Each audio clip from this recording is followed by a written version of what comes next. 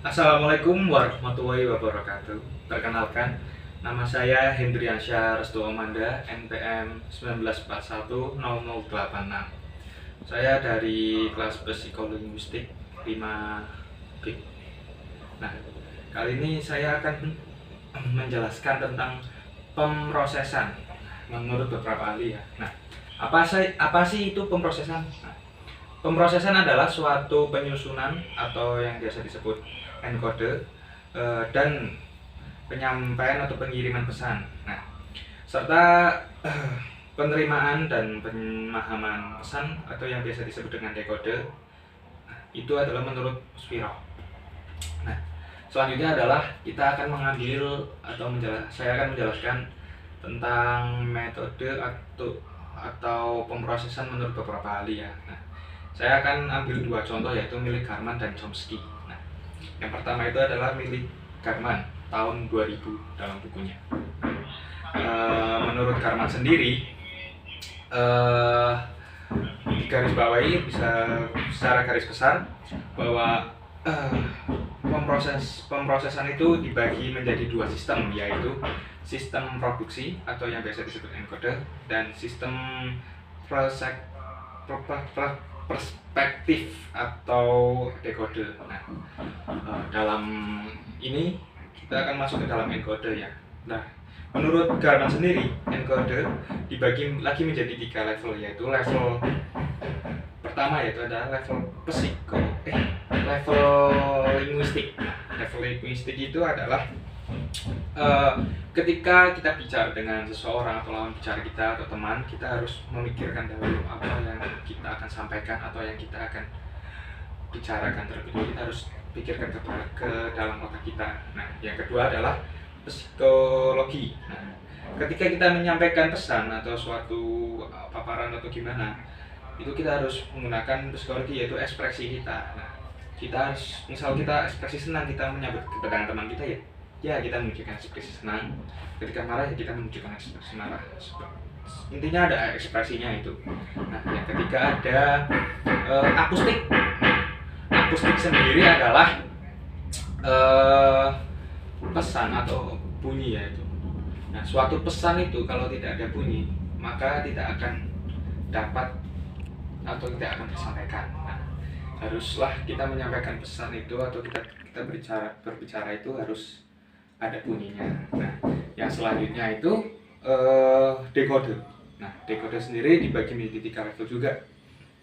Yang pertama itu ada akustik. Nah, akustik itu kita menerima bunyi dari misal lawan bicara kita bicara pada kita atau manggil kita harus memahami bunyinya dulu. Oh, ini bunyi apa seperti itu. Selanjutnya itu ada level psikologi. Nah, kita perhatikan dulu ekspresinya lawan bicara itu karena dari muka mimik wajah segala macam. Nah, kita tuh perhatikan ekspresinya bagaimana tanggapnya itu terhadap kita. Nah, selanjutnya itu ada linguistik. Nah, linguistik itu kita baru mencerna apa yang disampaikan oleh lawan bicara kita. Kita cerna dulu dalam bicara kita dan kita mengerti maksudnya apa itu. Nah, itu dekode Garman ya. Nah, selanjutnya adalah teori milik Chomsky tahun 2002. Nah, tidak ada bedanya sama teori Garman tahun 2000. Nah, dalam Chomsky ini juga dibagi menjadi tiga level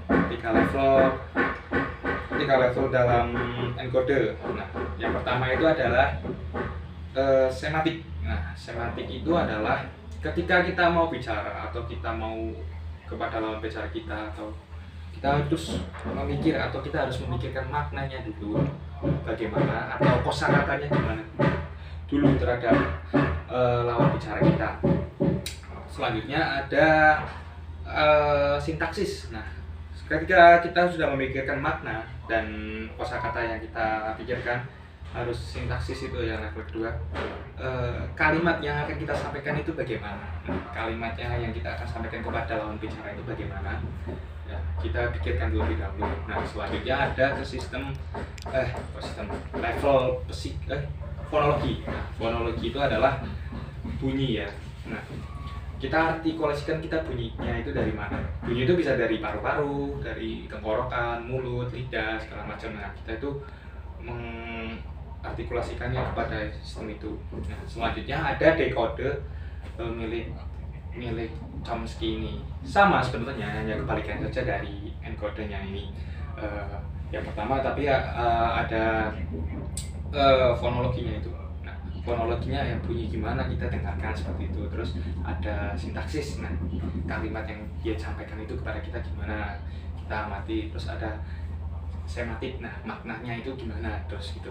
Nah, kita dengarkan. Nah, jadi kita tahu maknanya atau maksud dari pesan yang lawan bicara kita sampaikan kepada kita. Terus nah, intinya itu sama.